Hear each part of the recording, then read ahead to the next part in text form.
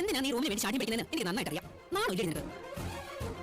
രണ്ടുപേർക്ക് ഒരുമിച്ച് കിടക്കാൻ വേണ്ടിയല്ലേ? അമ്മേ മതി നിർത്ത.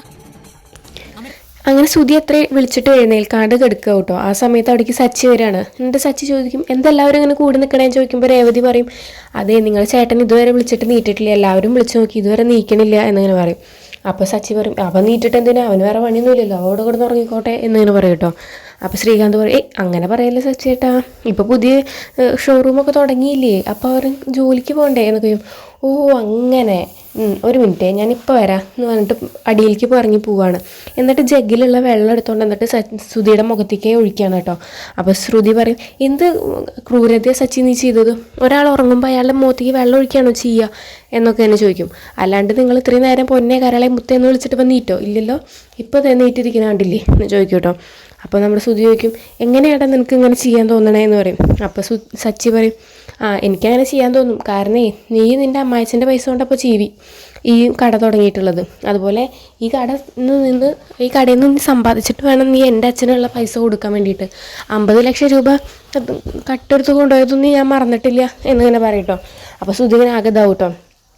അങ്ങനെ ആരും ഇത് കഴിയാണ്. അങ്ങനെ രേവതി അടുക്കളയിൽ വന്നിട്ട് ജോലി ചെയ്തുകൊണ്ടിരിക്കുമ്പോൾ രേവതിയോട് പറയും, ഈ സാമ്പാർ എടുത്ത് നീ ഇറക്കി വെച്ചിട്ടേ ഞാൻ പറയണ കുറച്ച് സാധനങ്ങൾ ഉണ്ടാക്കുക എന്ന് തന്നെ പറയും.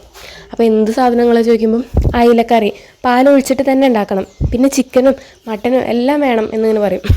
അപ്പോൾ രേവതി ചോദിക്കും, എന്താ അമ്മ ഇവിടേക്ക് വല്ല വിരുന്നുകാർ വരുന്നുണ്ടോ ചോദിക്കുമ്പോൾ, വിരുന്നുകാർ വരുന്നത് കൊണ്ടൊന്നല്ല, ശ്രുതിക്ക് കൊണ്ടുപോകാനുള്ളതാണെന്ന് പറയും.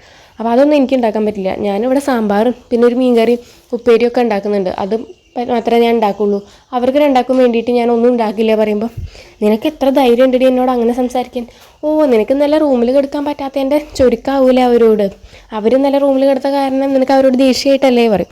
എനിക്ക് ആരോടും ദേഷ്യമൊന്നുമില്ല, സച്ചേട്ടൻ പറഞ്ഞിട്ടുണ്ട് ഇനി ശ്രുതിയുടെ ഒരു കാര്യങ്ങളും ശ്രുതിയുടെ ഭർത്താവിൻ്റെ ഒരു കാര്യങ്ങളും ചെയ്യരുതെന്ന്, അതുകൊണ്ട് ഞാനത് ചെയ്യില്ല എന്നിങ്ങനെ പറയും. നിനക്ക് എന്തിനാ റൂം എന്നൊക്കെ എനിക്കറിയാടി, നീയേ ആ റൂം കിട്ടാത്തതിന് വേണ്ടിയിട്ട് സച്ചിനെ പിരികേറ്റി വിടുന്നത് നീയാന്ന് എനിക്ക് നന്നായിട്ട് അറിയാം എന്നൊക്കെ പറയട്ടോ. അപ്പോൾ കുറേ കേട്ടിട്ട് സൈ കേട്ടു വിടുമോ നമ്മുടെ രേവതിക്ക്. എന്നിട്ട് പറയും, നിൻ്റെ വീട്ടിൽ റൂമൊന്നും ഇല്ലല്ലോ, നിൻ്റെ ഭർത്താവ് അവിടേക്ക് വന്നു കഴിഞ്ഞാൽ നിങ്ങൾ ആ ഹാളിൽ തന്നെയല്ലേ കിടക്കണേ, നിനക്ക് എന്തിനാ റൂമെന്ന് എനിക്ക് നന്നായിട്ട് അറിയാം, നിങ്ങൾക്ക് രണ്ടാൾക്കും ഒരുമിച്ച് കിടക്കാൻ വേണ്ടിയിട്ടല്ലേ എന്നൊക്കെ തന്നെ ചോദിക്കും.